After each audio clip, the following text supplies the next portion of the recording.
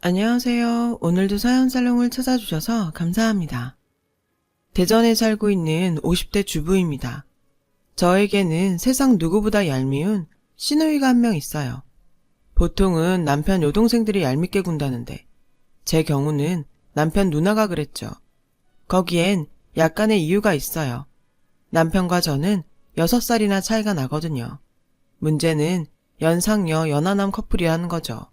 하필 손이 시누이가 저와 동갑이기도 하고요. 처음 남편이 6살 연하라는 걸 알게 되었을 때 전 관계를 끊으려고 했어요. 한두 살도 아니고 무려 6살인데 남들 보기도 좀 그렇잖아요. 하지만 1년에 가까운 남편의 구애에 결국 두 손을 들고 말았죠. 그런데 큰 신우는 자기 남동생이 저를 끈질기게 쫓아다니며 고백해온 걸 모르는지 결혼 초부터 제 나이를 들먹이며 구박을 했어요. 제가 자기 동생과 결혼하기엔 늙었다나 뭐라나. 암튼 막말 대잔치였죠. 그런데 또 이 여우 같은 게 제가 화라도 낼라 치면 생글거리면서 농담이었다고 상황 모면을 하지 뭐예요. 웃는 얼굴에 침 못 뱉는다고 저는 늘 제대로 화 한 번 못 내고 큰 신우한테 당하기만 했어요. 그래서 처음부터 저한테 큰 신우는 완전 비호감일 수밖에 없었죠. 큰 신우는 5년 전 결혼을 했지만 무슨 영문인지 계속 아이가 생기지 않다가 저보다 3개월 일찍 임신을 했어요. 그래서 저희는 같은 해에 임신 기간을 보냈고 같은 해에 출산을 하게 되었죠. 반갑지 않은 이런 우연 때문에 저는 솔직히 좀 피해를 본 감이 있어요. 임신했다고 어찌나 유난을 떨던지. 큰 신우 때문에 저는 시댁에서 제대로 대접도 받지 못했고 막달이 되어 출산을 앞뒀을 땐 큰 신우가 먼저 출산을 해서 정신없는 육아에 시부모까지 동원되는 바람에 저는 제대로 축하도 받지 못했거든요. 당연히 서운했죠. 저도 사람인데 왜 안 그렇겠어요. 그런데 본격적으로 감정에 고립해인 건 제가 딸아이를 출산하면서부터예요. 요즘 세상에 누가 아들, 딸을 구별하나요? 그런데 큰 신우는 자기는 아들을 낳았다고 그렇게 유세를 떠는 거예요. 처음엔 저러다 말겠지 싶어서 참고 넘기려고 했는데 이게 끝도 없는 거예요. 옳게 그래도 아들은 하나 낳아야지. 우리 집 대를 끊을 셈이야? 말끝마다 아들 타령을 하며 시부모님도 하지 않는 압박을 가하지 않겠어요. 저는 그 말에 가만히 있으면 안 될 것 같아 뭐라고 말을 하려고 했는데 제 옆에 있던 남편이 먼저 나서서 큰 신우한테 한 소리 하더라고요. 요즘 누가 대의으라고 아들 타령을 해? 누난 조선시대 사람이야? 촌스럽게. 남편도 큰 신우의 행동이 꼴사나웠는지 이렇게 말을 했고 큰 신우는 남편 말에 발끈해서 소리를 쳤어요. 야, 아무리 아들 딸 구분 안 한다고 해도 너 죽으면 제사 지내줄 사람은 아들뿐이야. 딸 자식 잘 키워봤자 남의 집 제사밖에 더 지내니? 뭘 알지도 못하면서 큰 소리야. 큰 신우의 말에 어이가 없었어요. 아니, 아직 살 날이 얼마나 창창한데 벌써 제사 걱정을 한대요. 그리고 자식을 제사 지내라고 놨나요? 기가 막혀서 헛웃음이 나오더라고요. 옳게? 지금 나보고 웃었어? 제가 우는 걸 봤는지 큰 신우는 도끼 눈을 뜨고 나를 세우더라고요. 솔직히 마음 같아서는 이참에 한판 붙고 싶었지만 시부모님이 계셔서 참았어요. 그래서 딴 생각하다가 웃음이 났다고 대충 둘러대곤 얼렁뚱땅 넘어갔어요.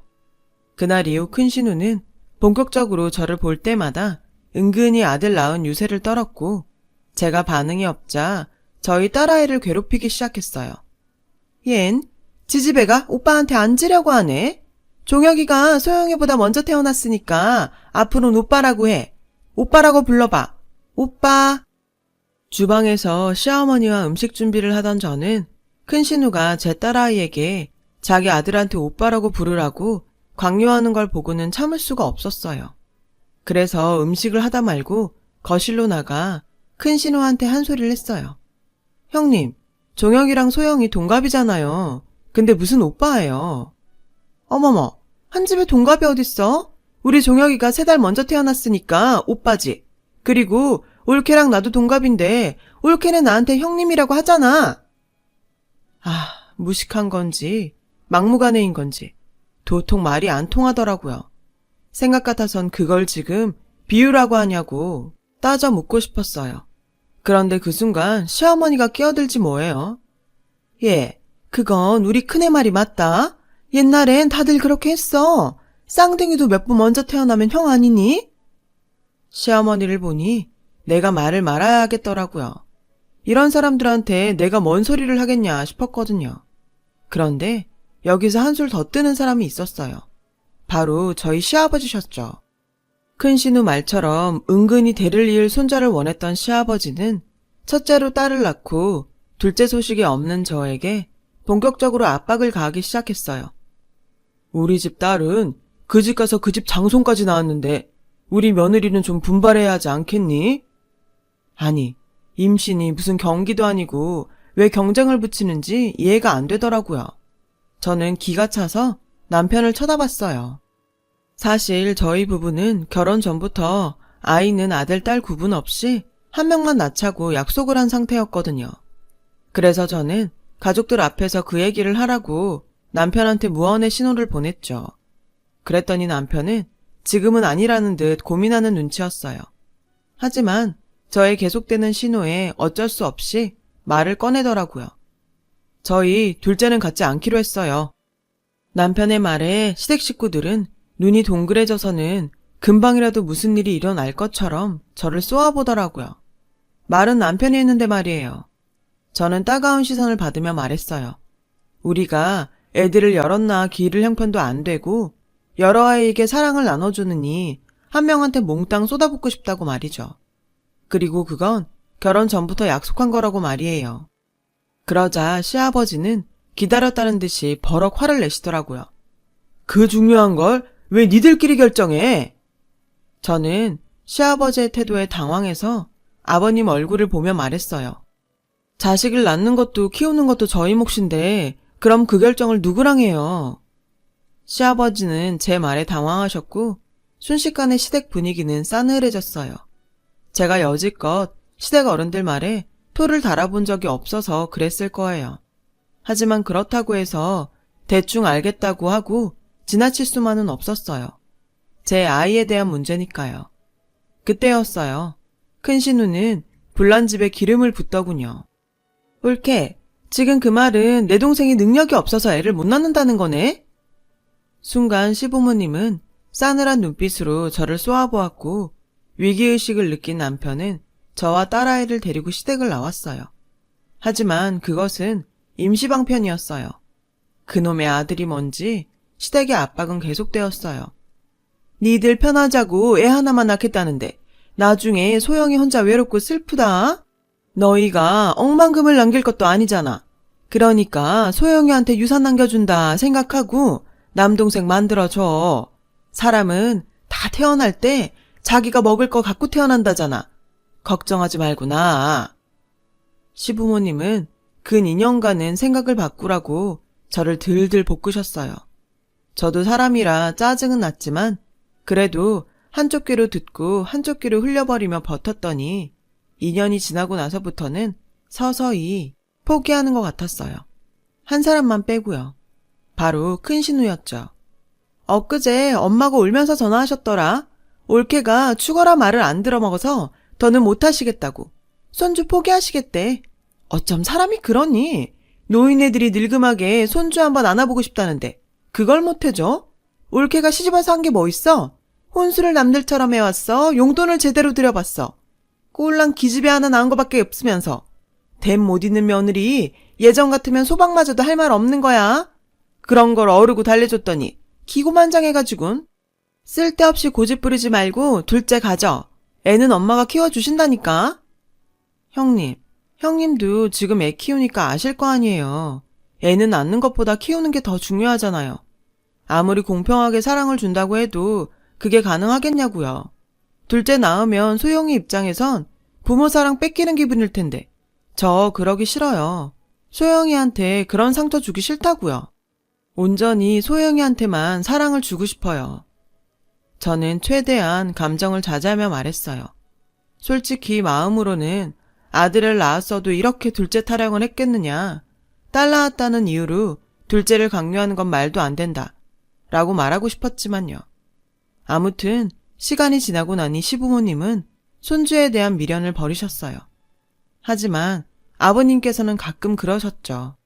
재산을 불리면 뭐하냐, 물려줄 손주도 없는데 라고 푸념 섞인 말씀을 하시긴 하는데 그쯤이야 듣고 넘길 수 있는 수준이었죠. 그렇게 저희 부부의 계획대로 딸아이는 무남 동녀로 자라 초등학교에 입학하게 되었어요. 시부모님은 같은 해 초등학교에 입학한 친손녀와 외손자에게 책가방을 선물로 사주셨고요. 그때까지는 나름 모든 게 좋았어요. 딸아이는 책가방을 멜 때마다 할머니, 할아버지 얘기를 하며 좋아했으니까요. 하지만 얼마 뒤부터 제 딸과 큰 신우이의 아들은 자연스럽게 비교의 대상이 되었어요. 큰 신우가 벌인 일이었죠. 우리 종혁이 천재인가 봐. 구구단을 딱 한 번 알려줬는데 벌써 다 외웠어. 소영이는 요즘 공부 어떻게 시켜? 저는 아직 학교 공부 외에는 안 시켜요. 소영이가 노는 걸 더 좋아해서요. 어머머? 옳게 그걸 말이라고 해? 얘야 당연히 노는 걸 더 좋아하지. 공부는 엄마가 끼고 시키는 거야. 어린애가 뭘 한다고 알아서 해. 올케는 어쩜 그렇게 애 교육에 관심이 없냐? 난 올케가 소영이 학교 들어가면서 회사 그만두길래 애 교육 제대로 시키려고 그러나 보다 했는데 뭐야? 그냥 놀고 먹을 생각이었어? 올케는 참 편하게 산다. 저는 큰 신우 말에 기분이 상했지만 말 꺼내봐야 기분만 상할 것 같아 참았어요. 사실 저는 아이를 돌봄 교실에 보내는 것도 그렇고 아이가 더 크면 함께하는 시간이 없을 것 같아서 회사를 그만둔 건데 큰 신우는 자기 입장에서만 떠들더라고요. 제 눈엔 아직 1학년인데 놀지도 못하는 조카가 더 안타까운데 말이죠. 그 후 시댁에 갈 때마다 시아버지는 제게 종혁이는 애가 공부를 스폰지처럼 빨아들이듯이 한다더라. 너도 소영이를 너무 놀게만 하지 말고 끼고 좀 가르쳐봐라. 라며 말씀을 하셨어요. 그럴 때마다 저는 아직 초등학생인데 벌써부터 공부로 스트레스를 주고 싶지 않다고 웃으면서 얘기했죠. 그러자 제 얘기를 듣던 시아버지는 대뜸 너는 보자 하니까 내가 웃음냐? 어떻게 시애비 말에 한 번을 알겠습니다 하고 고분고분하게 듣는 적이 없어? 어른이 말을 하면 듣고 새길 생각을 해야지 원. 결국 역정을 내시곤 안방으로 들어가 버리셨어요. 솔직히 억울했어요. 제가 알겠다고 대답할 말을 하셔야 알겠다고 하죠. 그저 제 속만 답답할 뿐이었어요. 그렇게 시작된 친가 외가 손주의 경쟁은 중학교에 들어가면서 본격적으로 경쟁 구도가 자리를 잡았고 저도 사람인지라 저희 딸이 형님 아들한테만큼은 지지 않았으면 좋겠다 생각하게 됐어요. 하지만 그럴 때마다 남편은 꼭 공부를 잘한다고 아이가 성공하는 것도 아닌데 집안 분위기에 휘둘려 애 들볶지 말라고 저를 잡아주었고 딸아이와 많은 대화를 나누며 자기주도 학습을 하게 했어요. 그 결과 저희 아이는 학원이나 과외를 시키지 않았는데도 스스로 알아서 공부도 하고 취미생활도 하며 자유롭게 자라났죠. 저는 그 모습에 그저 고맙기만 했고요. 그렇게 저희 딸과 조카가 고등학교에 입학을 했고 그해 설이 돌아왔어요. 나는 종혁이 대학 진학 문제도 그렇고 이참에 강남으로 이사가려고. 큰 신우는 자랑하듯 얘기했어요. 당시 아주버니는 꽤 큰 입시학원을 운영하고 있어서 살림이 넉넉했거든요. 옳게 소영이 대입 준비하려면 서울로 올라와야 하지 않겠어? 언제까지 시골에서 그러고 있을 거야? 큰 신우는 우리가 대전에 살고 있는 게 마치 애 교육에 관심이 없어서 그러는 것처럼 말했어요. 그러자 남편이 큰 신우한테 이렇게 말을 했죠. 내 직장이 여긴데 애 대학 때문에 서울로 간다는 게 말이 돼? 그건 좀 오바지. 오바긴? 요즘 다 그래. 니네 부부는 부부가 애 교육에 관심이 없어서 그런 거지. 에휴, 부모 잘못 만나 우리 소영이가 고생이다. 불쌍한 내 조카. 고만고만한 대학 갈 거면 몰라도 명문대 가려면 서울로 와서 서울 애들이랑 경쟁을 해야 할 텐데. 됐어. 우리 소영이가 왜 불쌍해? 부모 사랑 받으면서 잘만 자라고 있는데. 그리고 꼭 명문대 가야 잘 사는 건 아니잖아. 그건 그저 부모 욕심이지. 이러니 소영이가 불쌍하다는 거다. 부모면 당연히 나보다 애가 더 잘 살길 바라야 되는 거 아니니? 남들은 자식한테 못해줘서 난린데. 아우, 됐다. 넌 정말 말이 안 통한다. 울케도 쟤랑 같은 생각이야? 남매의 말싸움은 급기야 저에게 불똥이 튀었고 저는 그냥 대답 대신 웃음으로 넘기며 자리에서 일어났어요. 사실 저희 애가 지금까지 제가 시킨 것도 없는데 공부를 꽤 잘했어요.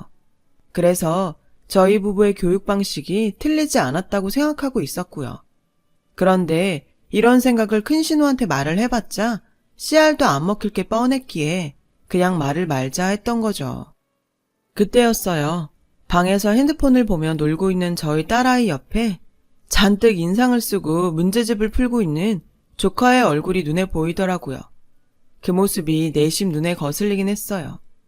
안 보면 모를까 눈앞에서 비교가 되니 걱정을 안 할 수는 없겠더라고요. 하지만 시댁에서까지 애한테 잔소리는 하지 말자고 생각했죠.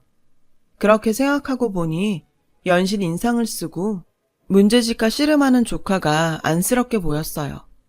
물어보지 않아도 큰 신우 성격에 얼마나 애한테 스트레스를 줬을지 알 것 같았죠. 그때 희한한 장면이 눈에 들어왔어요. 조카가 눈치를 살피며 가방에서 문제집을 하나 꺼내는 게 아니겠어요? 행동이 어찌나 조심스럽던지 저까지 숨죽여 몰래 그 모습을 지켜보게 되더라고요. 알고 보니 조카가 꺼낸 건 답안지였고 그걸 보고 문제집에 답을 적더라고요. 뭐 어릴 땐 당연히 그럴 수 있죠. 도둑질을 한 것도 아니니까요. 그런데 주방에서 연신 제 남편에게 명문대 노래를 부르는 큰 시누이와 몰래 답지를 베끼고 있는 조카를 보니 제가 다 안쓰럽더라고요. 그렇게 시간이 흘러 아이들이 수능을 보게 되었어요. 저도 수험생 부모라 잔뜩 긴장이 되더라고요. 저보다 훨씬 긴장한 큰 신우는 아침부터 청심환을 먹으며 한 끼도 먹지 못했다고 하더라고요. 그렇게 수능이 끝났어요. TV에서는 연신 올해 수능이 작년보다 어려웠다는 보도가 나왔어요. 저는 시험을 마치고 돌아온 딸아이에게 지금을 좀 즐기라고 했어요. 그동안 수험생이라서 참았던 것들을 실컷 해보라고 말이죠. 그리고 한 달쯤 지나 수능 성적표가 나왔고 아이들은 이제 본격적으로 원서를 쓰기 시작했어요. 이과생이었던 저희 딸은 기계공학을 전공하고 싶다고 했어요. 어릴 때부터 다른 여자아이들과 다르게 기계 만지는 걸 좋아했거든요. 확실히 피는 못 속이나 봐요. 제 남편 직업이 건축 전기 설비사거든요. 그렇게 딸아이의 고등학교 졸업을 앞둔 설 명절이 되었어요. 그날은 먼 바람이 불었는지 큰 신우 혼자 본가에 내려와 있더라고요. 어머님이 그러시는데 조카는 명문대는커녕 일반대도 못 들어갔다더라고요. 재수를 하고 싶어도 큰 신우가 주변에 명문대 갈 거란 소리를 하도 떠들어놔서 도망치듯 유학을 떠나게 된 것 같았어요. 그 사정을 다 알고 있는데도 큰 신우는 저를 보자마자 마치 처음부터 유학을 염두에 두고 있었던 것처럼 꾸며댔어요. 그 모습을 보니 사람이 참 구차해 보이더라고요. 그때 남편은 시아버지의 호출로 차 키를 가지고 나갔고 저는 시어머니와 음식을 하느라 주방에 있었어요. 거실에선 큰 신우와 저희 딸아이만 남게 되었어요. 소영이는 대학 발표 났니? 서울로 오게 되면 고모 집에서 학교 다녀. 저는 집에서 다니려고요. 집? 예, 너 대전에 있는 대학 넣었니? 왜? 명문대는 못 가도 인서울은 해야지. 하긴 너처럼 부모한테 제대로 지원도 못 받은 애가 인서울대학 가는 게 쉽겠니? 고모가 봐도 니네 엄마랑 아빠는 너한테 너무 소홀했어. 너 대학 그렇게 된 건 다 네 부모 탓이야. 거참 듣자 하니 헛웃음이 나더라고요. 그런데 그때 시아버님 심부름을 마친 남편이 들어왔어요. 밖에서 큰 신우의 말을 들었는지 황당한 표정이더라고요. 뭘 소홀히 해. 우린 할 만큼 했어.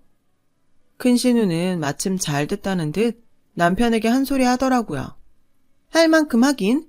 내가 진작에 애 교육에 관심 좀 가지라고 했잖아. 인서울도 아니고 고작 대전에 있는 대학이 뭐니? 하긴 지집애야 뭐 시집가면 그만이니까. 야, 너 아들 안 낳길 천만 다행이다. 이런 걸 성견지명이라고 해야 하나? 그러면서 킬킬대는데 정말 뒤통수라도 한 대 치고 싶더라고요. 기집애는 시집이나 가면 된다니. 그게 고모가 조카 앞에서 할 소린가요? 그래서 한마디 하려고 했어요. 그런데 그래서 누나는 그 난리를 치고도 애 대학도 못 보내서 해외로 도피 유학시키는 거야? 누나 말대로라면 재수를 시켜서라도 명문대 보내야지. 뭐? 지는 어디 꼴 같지 않은 지방대 보내면서 큰 소리야, 큰 소리는. 뭐? 지방대? 그 순간 딸아이는 지 아빠를 끌어당기며 싸움을 말렸어요.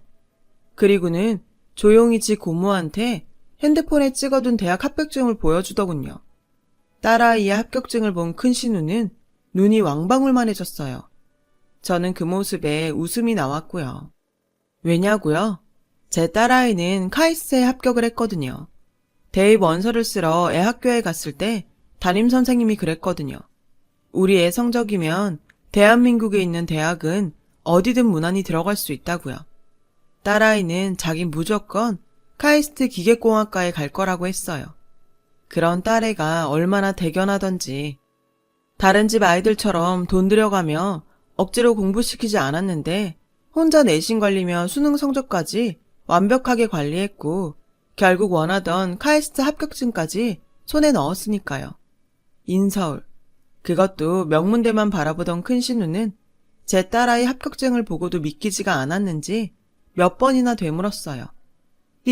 네가? 정말 카이스트에 붙었다고? 소영이 네가? 놀라기는 주방에 있던 시어머니도 마찬가지였어요. 눈이 휘둥그레져서는 저에게 그러셨죠. 얘, 지금 소영이가 그 수재만 다닌다는 카이스트에 들어갔다는 거냐? 그렇다고 하자 어머님은 고춧가루가 잔뜩 묻은 고무장갑을 끼고 좋아서 손뼉까지 치시더라고요. 그 모습에 남편 역시 목에 힘을 주며 큰 신우한테 한 소리를 했죠.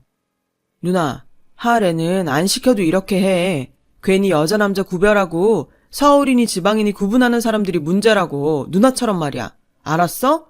그러니까 이제라도 차별 좀 그만해. 그날 큰 신우는 세상 무너진 것처럼 망연자실한 표정으로 주저앉았어요. 저는 그 모습을 보니 지난 20년여간 쌓여왔던 채증이 한 방에 싹 내려가는 것 같았어요. 그날 이후 큰 신우는 저희 가족들 앞에서, 특히 소영이 앞에서 어떤 얘기도 못하고 있어요. 유학 중이던 조카는 그곳에서도 영어가 잘 되지 않아 고생을 하는 눈치였어요. 한국으로 들어오고 싶다고 거의 매일 지 엄마에게 영상통화를 한다나 봐요. 저는 가끔 속이 답답할 때면 그때의 일을 떠올리곤 해요. 그럼 속이 뻥 뚫리거든요. 아, 손자 타령을 하던 저희 시아버님은 저희 딸이 카이스트에 들어가자 동네에 플랜카드까지 걸어놓으셨어요. 덕분에 시댁에 갈 때마다 동네 사람들이 카이스트 간 딸 잘 있냐고 할 정도예요. 이렇게 기특한 일을 해낸 제 딸아이는 현재 대학교 4학년이에요. 딸아이는 취직을 하기보단 학교에 남아 연구를 계속하고 싶다고 하더라고요. 저야 뭐 딸애가 원한다면 뭐든 오케이죠. 이렇게 얘기를 하고 나니 속이 더 시원해집니다. 제 사연을 들어주셔서 감사드려요. 건강한 하루 되세요. 여러분, 사연 댓글에 응원과 현명한 조언 부탁드려요. 좋아요와 구독은 저에게 큰 힘이 됩니다. 오늘도 좋은 일 가득하세요.